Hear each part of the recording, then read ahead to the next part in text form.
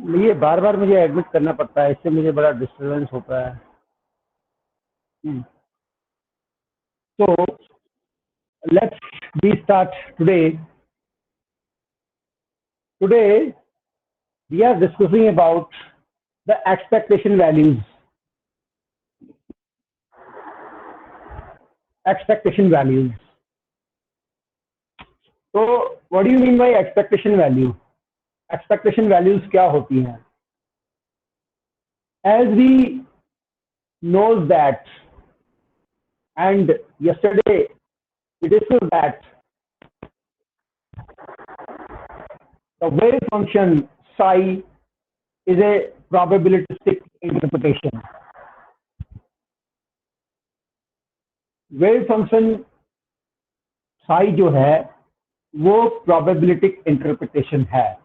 ये हम लोगों ने कल की क्लास में हमने पढ़ा, हमने डिस्कस किया। वेव फंक्शन साई है वो प्रोबेबिलिस्टिक इंटरप्रिटेशन है। तो यदि वेव फंक्शन हमारा प्रोबेबिलिस्टिक इंटरप्रिटेशन है तो इसका मतलब ये है कि जो वेव फंक्शन की जो डायनेमिकल क्वांटिटीज होंगी, डायनेमिकल क्वांटिटीज से हमारा मतलब है जैसे वेव फंक्शन का अपना एक मोमेंटम भी होगा, एनर्जी भी होगी, पोटेंशियल एनर्जी, मोमेंटम, ये इसकी सारे डायनेमिकल क्वांटिटीज होंगी वेव फंक्शन की। वेव फंक्शन की डायनेमिकल क्वांटिटीज होंगी, लेकिन वेव फंक्शन अपने आप में एक प्रोबेबिलिस्टिक इंटरप्रिटेशन है।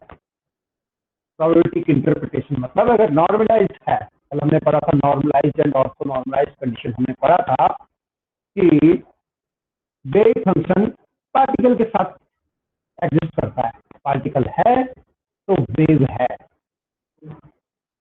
और जो वेव नेचर है वो प्रोबेबिलिस्टिक इंटरप्रिटेशन है। प्रोबेबिलिटी ऑफ फाइंडिंग द जो वेव फंक्शन का स्क्वायर है, psi square is the probability of finding the particle within the region of space. ही represents the probability of finding the particle within the region of space. तो जब wave function हमारा probability में exist करता है तो जो इसकी डायनेमिकल क्वांटिटीज होंगी वो हमें कैसे मिलेंगी? वो हमें जो चीज हमारी प्रोबेबिलिटी में है तो वो हमें एग्जैक्ट तो मिलेगी नहीं। एग्जैक्ट इंटरप्रिटेशन, एग्जैक्ट वैल्यू, उसकी जो डायनेमिकल क्वांटिटीज होंगी वो एग्जैक्ट हमें नहीं मिलेंगी, क्योंकि वेव फंक्शन ही प्रोबेबिलिटी में है। जो उसकी डायनेमिकल क्वांटिटीज होंगी वो भी एक्सपेक्टेशन वैल्यूज में कंसिडर की जाएंगी, वो भी उसकी भी एक्सपेक्टेशन वैल्यूज होंगी। ओके, उनकी भी एक्सपेक्टेशन, मतलब हम एक्सपेक्टेशन वैल्यू निकालते हैं, हम एवरेज वैल्यू निकालते हैं। जैसे जैसे पार्टिकल की पोजीशन है उसके बारे में भी हम एवरेज वैल्यू को फाइंड आउट करते हैं। जैसे हम उसके मोमेंटम को निकालते हैं तो उसका भी हम एवरेज वैल्यू निकालते हैं। यदि हम एनर्जी निकालते हैं तो वो भी हम एवरेज वैल्यू में निकालते हैं। Average value, expected value, expected value, expectation value, मतलब ये संभावना है कि ये हो सकता है।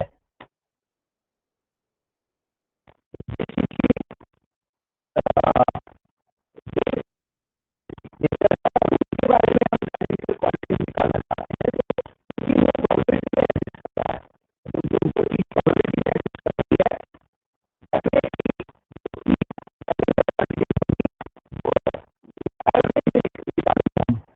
और उसे हम कहते हैं एक्सपेक्टेड वैल्यू, एक्सपेक्टेशन वैल्यू, उन्हें हम कहते हैं एक्सपेक्टेशन वैल्यू। समझ में आ गया आपका? जैसे फॉर एग्जाम्पल, मैं आपको एग्जाम्पल दूं,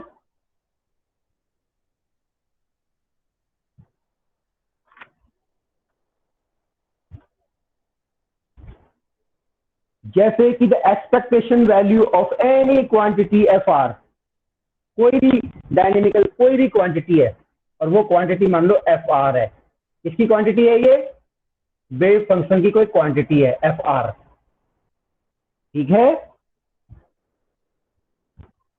and this quantity depends upon position. Expectation value जल्दी हमारी आएगी, देखो कितना टेक्निकल चीजें हैं। एक्सपेक्टेशन वैल्यू या एवरेज वैल्यू जिनकी भी निकलेगी उसके साथ कंडीशन ये होना चाहिए कि वेव फंक्शन नॉर्मलाइज्ड हो।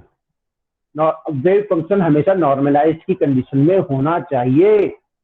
ऐसा क्यों? नॉर्मलाइज्ड की कंडीशन हमने कल पढ़ी थी, क्या होगा? कल हमने पढ़ा था ना, नॉर्मलाइज्ड की कंडीशन ये है कि the probability of finding the particle within the region of space over a small volume is always unity. Unity मतलब 1।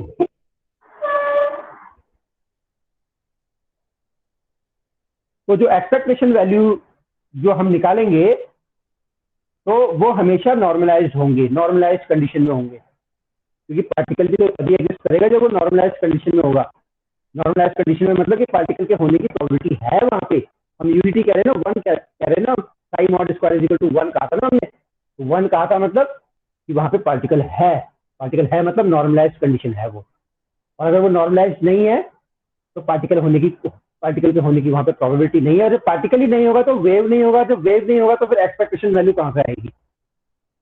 तो जो भी एक्सपेक्टेशन वैल्यू हमारी आएगी, इनकी कंडीशन ये है कि हमेशा नॉर्मलाइज्ड कंडीशन में होने चाहिए। तो जैसे कि कोई फंक्शन है, कोई फंक्शन है एफ आर, वेव फंक्शन का कोई क्वांटिटी है एफ आर, इसकी हमें एक्सपेक्टेशन वैल्यू निकालनी है।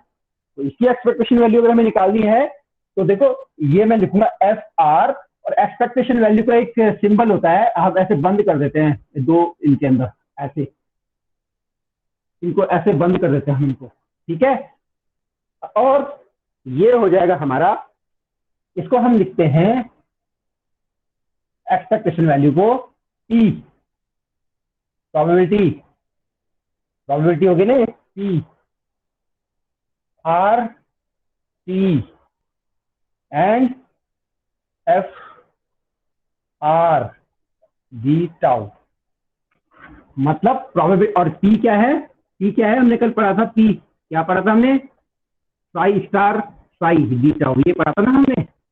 तो जो ये फंक्शन है इसकी हम एक्सपेक्टेशन वैल्यू निकालना चाहते हैं, तो उसकी एक्सपेक्टेशन वैल्यू ये आएगी, जो प्रोबेबिलिटी का फंक्शन है ये एफ आर डी टाउ, ऐसे लिखेंगे। और सिंप्लीफाइड तरीके से मैं इसको ऐसा लिख सकता हूं, साई स्टार आर टी, ये ऑपरेटर है, एफ आर मतलब ये ऑपरेटर है, F R psi are T जीटाओ। साई है ना, साई स्टार साई होता है ना, पी प्रोबेबिलिटी। अब अगर मैंने इस फंक्शन की वो निकालनी है एक्सपेक्टेशन वैल्यू, तो मैं यहाँ पे एफ आर डाल दूंगा बीच में, ऐसा ये मैंने डाल दिया, मतलब ये साई स्टार साई तो हो गया पी प्रोबेबिलिटी वाला, एफ आर ये डाल दिया मैंने ये वाला। तो this is the expectation value of this function, okay.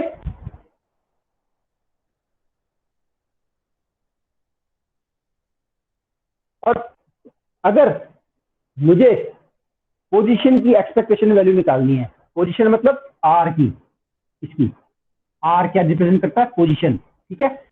मैंने कहा था ना आर तो इसका पोजीशन वेक्टर हो गया, और ये जो दो एरो है इसके अंदर मैंने बंद कर दिया इसको ऐसे, इसका मतलब क्या? ये क्या? इसको हम कहते हैं expectation value, expectation value.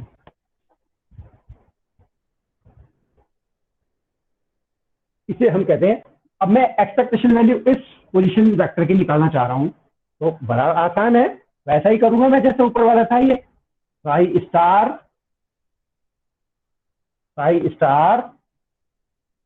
R T, और ये जो आर आया था ना, ये मैंने आर लिख दिया यहाँ पे, आर ऐसे, और फिर ये साई आर टी,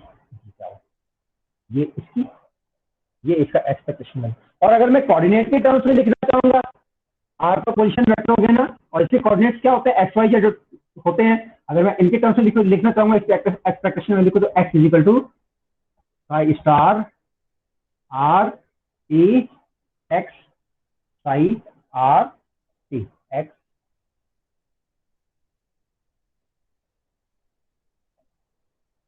एक्स आ गया ना यहाँ पे, केवल साई स्टार साई के बीच में हम वो वैल्यू रख देंगे, तो वो बन जाएगा हमारा expectation value, x y is equal to psi star are t y, psi are t लेता हूँ। और अगर मैं जेड करना चाहूंगा, psi star are t z, psi are t लेता हूँ। ये इनकी एक्सपेक्टेशन वैल्यू हो गई। ये कोई भी फंक्शन हो सकता है, अगर फंक्शन पोजीशन के टर्म्स में है तो ऐसा, इसकी एक्सपेक्टेशन वैल्यू ऐसी हो जाएगी। और मैंने अलग अलग कोऑर्डिनेट्स के टर्म्स में लिखा, मैं इसको ऐसा लिख सकता हूँ। ठीक है, तो कोई भी डायनेमिकल क्वांटिटी हो, ये वाली जो क्वांटिटी हमारी x y z are the expectation value of the coordinates x y z of the particle respectively। ठीक है, और पोटेंशियल एनर्जी का एक्सपेक्टेशन वैल्यू हम अगर लिखना चाहेंगे वो कैसे लिखेंगे? पोटेंशियल एनर्जी का एक्सपेक्टेशन वैल्यू अगर हम लिखना चाहेंगे तो मतलब ये सिंबल है, पोटेंशियल एनर्जी का एक्सपेक्टेशन वैल्यू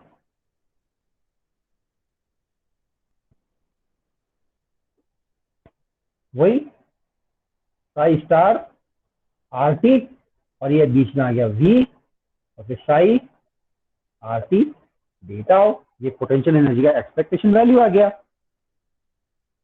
ठीक है, तो अभी तक so far we have considered the expectation values of the quantities which depends upon the position। अभी तक जैसे हमने एक्स वाई जेड निकाला, फंक्शन का कोई पोटेंशियल एनर्जी का निकाला। और अगर हमें दूसरी डायनेमिकल क्वांटिटीज के एक्सपेक्टेशन वैल्यू निकालनी है वेव फंक्शन के, जैसे मोमेंटम और एनर्जी, तो उसे भी हम निकाल सकते हैं। हम कैसे निकालेंगे? The expectation value of these quantities by using the corresponding differential operator. जो ये तो सिंपल निकाला हमने, पोजीशन के कॉरस्पॉन्डिंग जो एक्सपेक्टेशन वैल्यू हमारी आ रही थी वो हमने सिंपल निकाली। लेकिन जो दूसरी डायनेमिकल क्वांटिटी वेव फंक्शन की, उनका एक्सपेक्टेशन वैल्यू अगर हम निकालेंगे तो उसके लिए हमें उनके ऑपरेटर्स को यूज करना पड़ेगा। हमने ऑपरेटर्स पढ़े थे ना कल, हमने पॉस्टुलेट्स ऑफ क्वांटम मैकेनिक्स पढ़े थे। तो उसमें से एक पॉस्टुलेट ये भी था कि जो क्वांटम मैकेनिक्स की जो डायनेमिकल क्वांटिटीज हैं उनको हम ऑपरेटर्स के टर्म्स में रिप्रेजेंट करते हैं। तो हमने पॉस्टुलेट ऑफ क्वांटम मैकेनिक्स में पढ़ा था ना। तो यहाँ पर यदि हमें एक्सपेक्टेशन वैल्यूज निकालनी है डायनेमिकल क्वांटिटीज की, जैसे कि एनर्जी, मोमेंटम और जो भी अदर डायनेमिकल क्वांटिटीज हैं, तो हमें उनके लिए क्या करना पड़ेगा? हमें उनके डिफरेंशियल ऑपरेटर्स को यूज करना पड़ेगा, उनके ऑपरेटर्स को हमें यूज करना पड़ेगा। जैसे हमने कल लीनियर डिफरेंशियल ऑपरेटर पढ़ा था, लीनियर ये मोमेंटम ऑपरेटर पढ़ा था हमने कल पढ़े थे ना हमने। ऑपरेटर्स की क्वांटिटीज हमने पढ़ी थी ना कल, पॉस्टुलेट्स ऑफ क्वांटम मैकेनिक्स में। मोमेंटम का एनर्जी का ऑपरेटर क्या होता है, मोमेंटम का ऑपरेटर क्या होता है, ये सब हमने पढ़े थे कल। तो यहाँ पे अगर हमें वेव फंक्शन के डायनेमिकल क्वांटिटीज के एक्सपेक्टेशन वैल्यू निकालनी है तो हमें उन डायनेमिकल वैल्यूज की के जो डिफरेंशियल ऑपरेटर्स है हमें उनको यूज करना पड़ेगा इसमें, उनको निकालने के लिए, एक्सपेक्टेशन वैल्यू को निकालने के लिए। ठीक है, तो जैसे जैसे कि मैं एनर्जी का निकालना चाहता हूं, जैसे जैसे जैसे कि फर्स्ट, ठीक है, ये अभी हमने एक्स वाई जेड आर जो है पोजीशन पोजीशन कोऑर्डिनेट के कॉरस्पॉन्डिंग जो है हमने एक्सपेक्टेशन वैल्यूज निकाली थी। लेकिन अब हम डायनेमिकल क्वांटिटीज हैं, जैसे कि एनर्जी का हम निकालना चाह रहे हैं, एनर्जी का हम एक्सपेक्टेशन वैल्यू निकालना चाह रहे हैं। तो टाइम डिपेंडेंट श्रोडिंगर वेव आप शुरू में हमने जब पढ़ा था टाइम डिपेंडेंट और फ्री पार्टिकल के श्रोडिंगर वेव इक्वेशन हमने अलग अलग पढ़ी थी। तो सब चीजें उसका जो एनर्जी पैरामीटर्स हैं, तो ये सब चीजें हम वहां से लेंगे। तो जैसे हमने निकाला था time dependent Schrodinger wave equation, जैसे आपने पढ़ा था, तो उसमें एक टाइम डिपेंडेंट में एक ऐसा आया था ना आपका, हमने पढ़ा था ना इसका,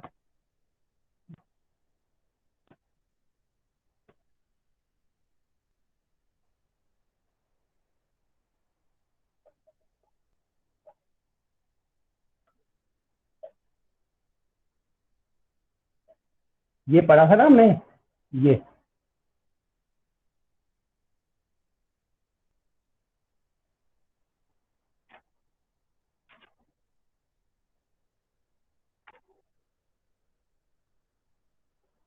सॉरी माइनस, ये पढ़ा था ना हमने, तो इसको हमने कहा था ये कि एच साई है और इसको हमने कहा था ये ई साई है, जबकि ई क्या था, मोमेंटम ऑपरेटर जो था, ई का जो मोमेंटम ऑपरेटर था यहाँ पे क्या है, आई का H cross del by del T, ये ई है ना, ये मतलब यहीं से लिया हमने। हम एनर्जी का एक्सपेक्टेशन वैल्यू निकालना चाह रहे हैं, सीधी सी बात है। और वो एनर्जी का जो डिफरेंशियल ऑपरेटर वो मैंने जो लिया है, ये time dependent Schrodinger wave equation थी, जो हमारा एक्सप्रेशन आता था, ये मैंने लिया। तो क्या हो गया ये ई, ई ऑपरेटर, ई ऑपरेटर कितना आ गया, iota H cross del by del T, ये आया ना, ई ऑपरेटर ऐसा आया आपका। टोटल एनर्जी क्या होती है,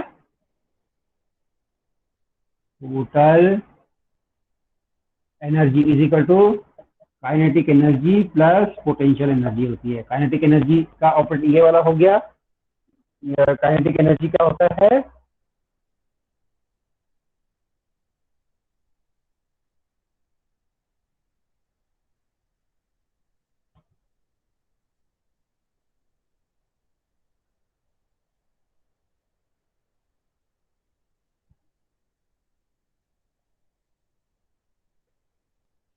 ये एनर्जी का ऑपरेटर है, मैं इसको निकालना चाह रहा हूँ, तो मैं ज्यादा कंफ्यूज नहीं करता हूँ आपको। सिंपल सा ये हमारा एक्सप्रेशन जो आया था, इसका हमें एक्सपेक्टेशन वैल्यू निकालनी है। तो इसकी एक्सपेक्टेशन वैल्यू ई था ना ये, तो इसकी एक्सपेक्टेशन वैल्यू आ जाएगी ई ऐसे ऐसे, और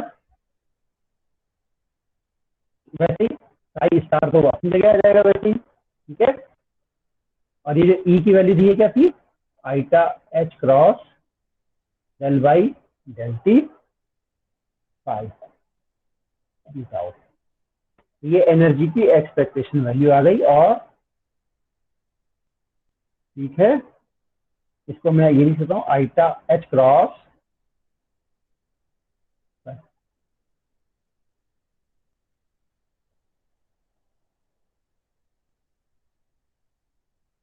ये एनर्जी की एक्सपेक्टेशन वैल्यू आ गई। मैंने इसका डिफरेंशियल ऑपरेटर लिया है एनर्जी का ना, तो इसकी वैसे ही साई स्टार, और ये बीच का जो था ये वाला, ये फंक्शन जो भी फंक्शन था हमारा, ये फंक्शन बीच का लिया, और ये इसका एक्सपेक्टेशन वैल्यू आ गई, एनर्जी की एक्सपेक्टेशन वैल्यू आ गई हमारी, ठीक है।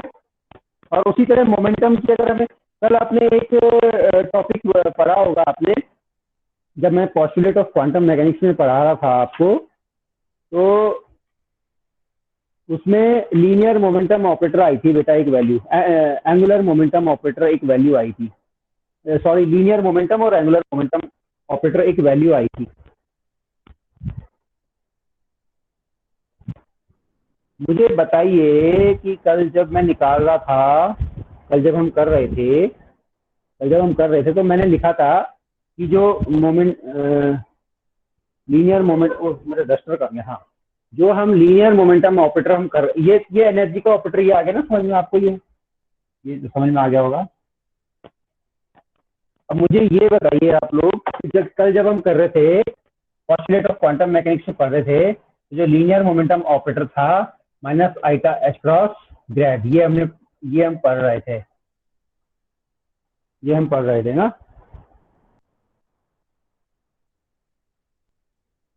ठीक है। मैं जानना चाहता हूँ आपसे, क्या किसी के माइंड में आया कि ये यहाँ ये कैसे आया है, लीनियर मोमेंटम ऑपरेटर कैसे आया, एनी स्टूडेंट,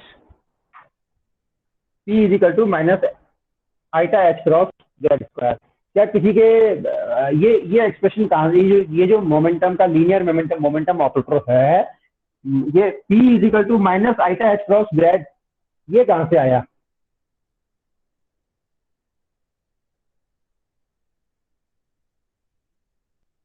क्या किसी ने जानने की कोशिश करी, कहाँ से आया ये, एनी स्टूडेंट, दीक्षा सजवान, क्या आपने तो सर ये कहाँ से आएगा P equal to minus Etah x cross Z? Diksha जगवान। Wave, free particle moving जब वेव, उनका वेव वेव फंक्शन बनता है पॉजिटिव डायरेक्शन में। हाँ सर उसी से निकाला था, वेव फंक्शन से। निकल गया था ना? जी सर। क्लियर है ना? और जी सर। अच्छा आपको क्लियर है, और कितने लोगों को क्लियर नहीं है?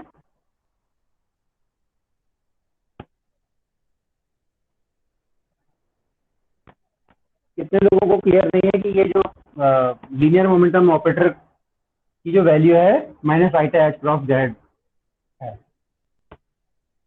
ये तो कहीं से भी निकाल सकते हैं आप इनको ना, कैसे भी करके। अब मैं, चलो मैं बताता हूँ, अगर आप इसको निकालना चाहते हो एनर्जी जो हम पढ़ रहे थे उसमें भी हम निकाल सकते हैं इसको। कैसे, मैं बताता हूँ आपको। अगर हम ये वाला जो टर्म है लीनियर मोमेंटम ऑपरेटर कहाँ से आया, इसको भी अगर हम निकालना चाहते हैं तो इसे भी हम निकाल सकते हैं। कैसे, मैं बताता हूँ आपको।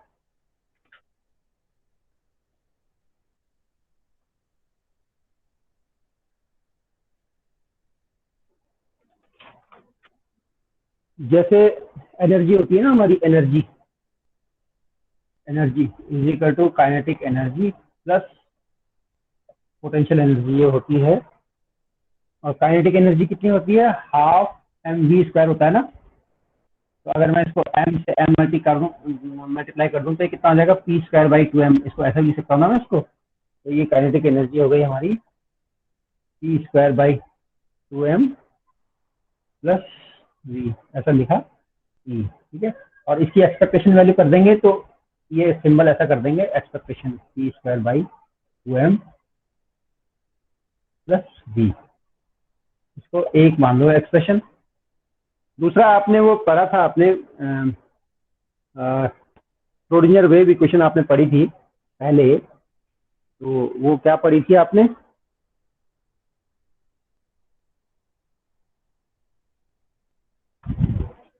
वो पढ़ी थी ना आपने, time time dependent Schrodinger minus h square by two M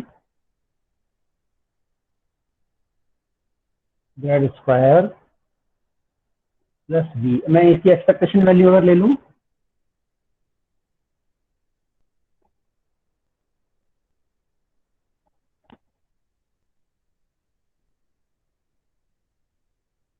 ठीक है, इसको मान लेता हूँ मैं इक्वेशन नंबर 2। ये तो एक मैंने सिंपल एनर्जी ले लिया, kinetic energy plus potential energy कर लिया, और एक मैंने श्रोडिंगर वेव इक्वेशन से ले लिया ये वाला। ठीक है, इसको अब 1 और 2 इनको कंपेयर कर लेता हूँ मैं ना। ई बराबर है, तो सब इक्वल हो जाएंगे, तो मतलब मैं ये लिखता हूँ H cross square by two M Z square, ये is equal to E square by. ठीक हो गया, एक्सपेक्टेशन वैल्यू हुई तो टू एम से टू एम कैंसिल हो गया। ठीक है, और सिंपल ये एक्सपेक्टेशन की टर्म्स में अगर सिंपल लिखूंगा मैं तो ये कितना हो जाएगा? E square is equal to, minus है ना तो माइनस आई का स्क्वायर भी सकता हूँ इसको, E square is equal to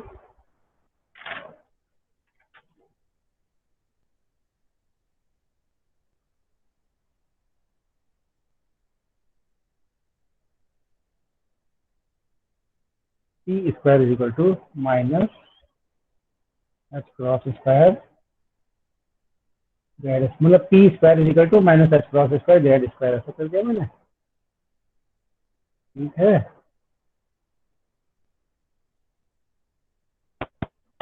ठीक है बच्चों, क्लियर हो गया ये है ना? पी स्क्वायर, अगर मैं ये इसको हटा दूं, मैं अगर मैं इस माइनस को हटा दूं और नीचे आईटा स्क्वायर कर दूं, आईटा स्क्वायर, तो p is equal to h over i grad. ठीक है, या तो ऐसा लिख लूँ मैं इसको,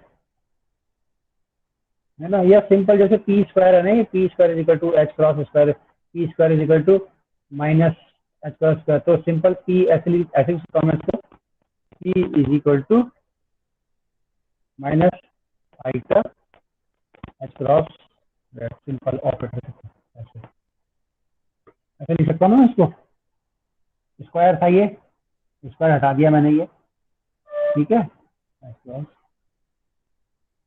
आईटा स्क्वायर।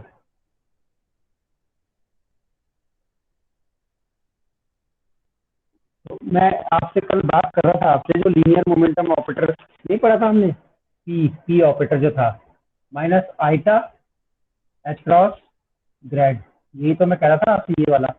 तो ये सिंपल हम कुछ नहीं है, सिंपल एनर्जी जो काइनेटिक एनर्जी पोटेंशियल एनर्जी वाला एक्सपेक्टेशन वैल्यू निकाल दी, और एक time dependent Schrodinger wave equation का जो फंक्शन था एनर्जी वाला वो लिया, कंपेयर कर लिया दोनों का, तो पोटेंशियल जो है minus iota H cross Z, इससे भी ये यहाँ से भी आ सकता है ये। तो ये लीनियर मोमेंटम ऑपरेटर है ये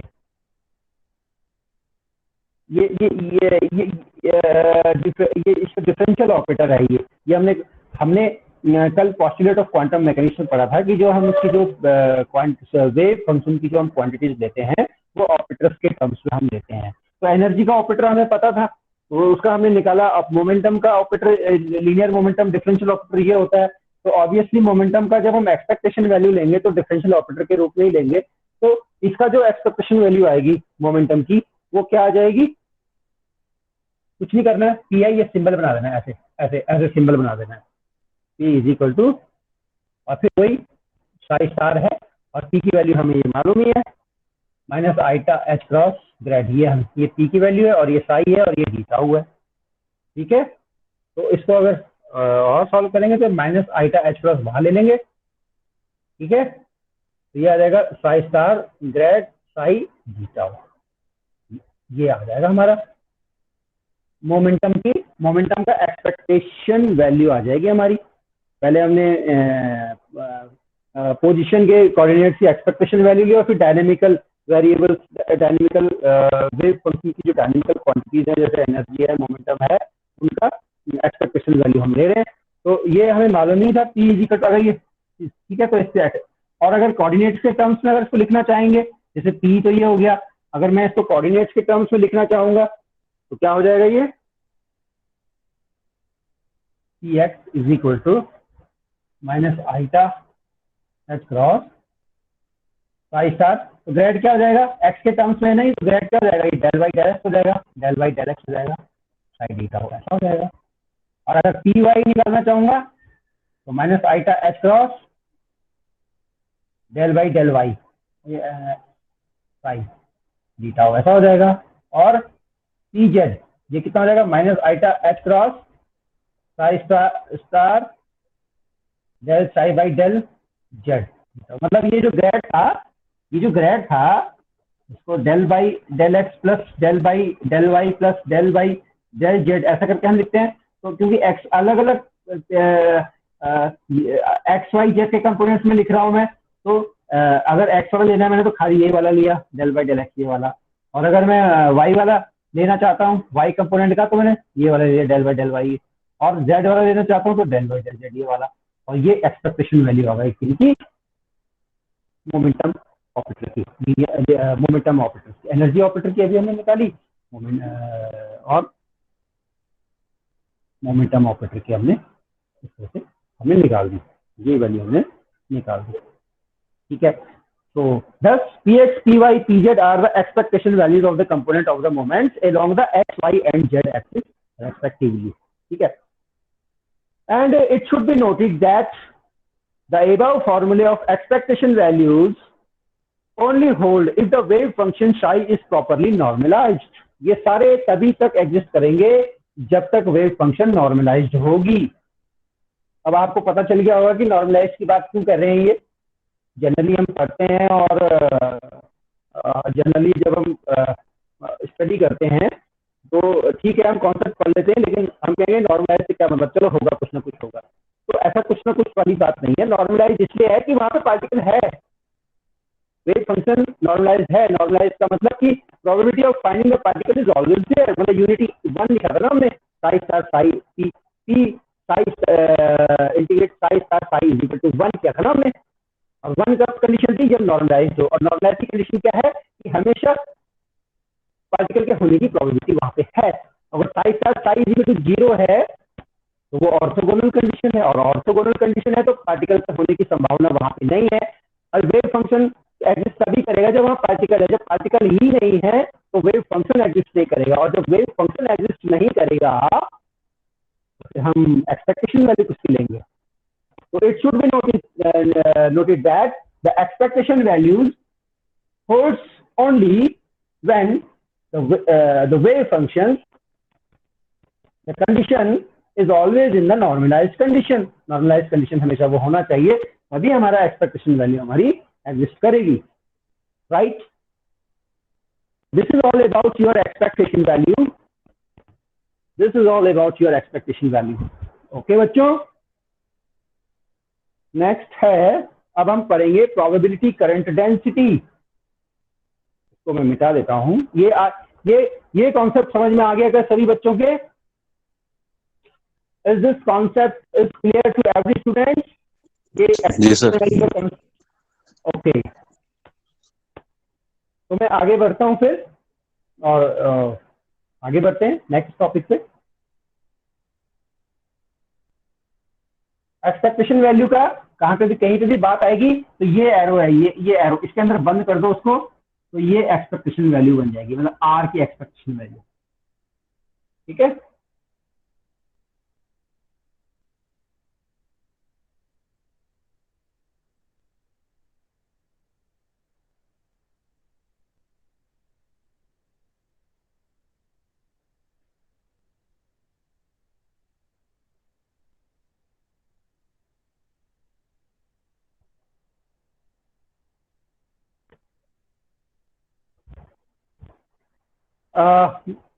मैं सोचता हूँ बच्चों की नेक्स्ट टॉपिक हम कल की क्लास में पढ़ेंगे, क्योंकि वो थोड़ा डेरिवेशन है तो कंप्लीट नहीं होगा, और फिर आधा इधर आधा उधर, तो थोड़ा सा तो मैं सोचता हूँ कि जो नेक्स्ट टॉपिक है प्रोबेबिलिटी करंट डेंसिटी, वो हम कल पढ़ेंगे। आज हम इतना ही करते हैं, ठीक है बच्चों? Yes sir. तो चलिए ठीक है फिर, और किसी को कोई क्वेश्चन पूछना हो तो पूछ सकते हैं। You may ask any question.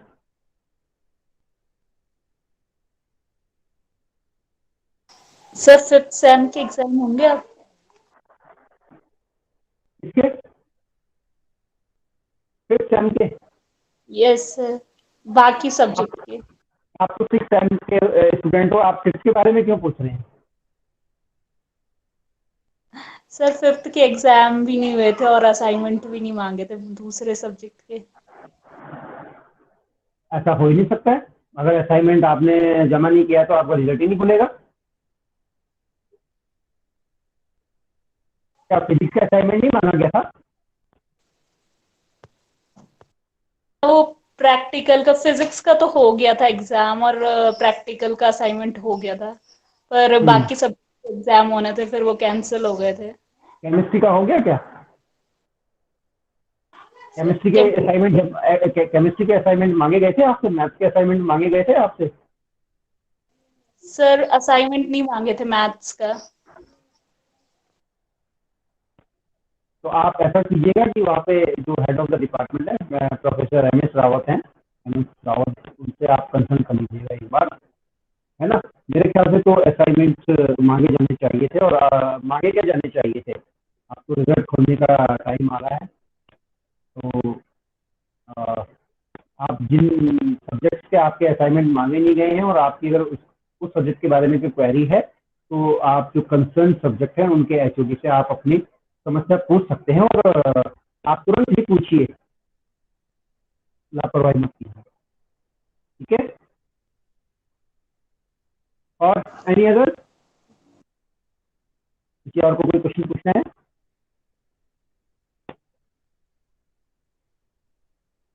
तो चलिए ठीक है, फिर आज क्लास को यहीं पे फिनिश करते हैं।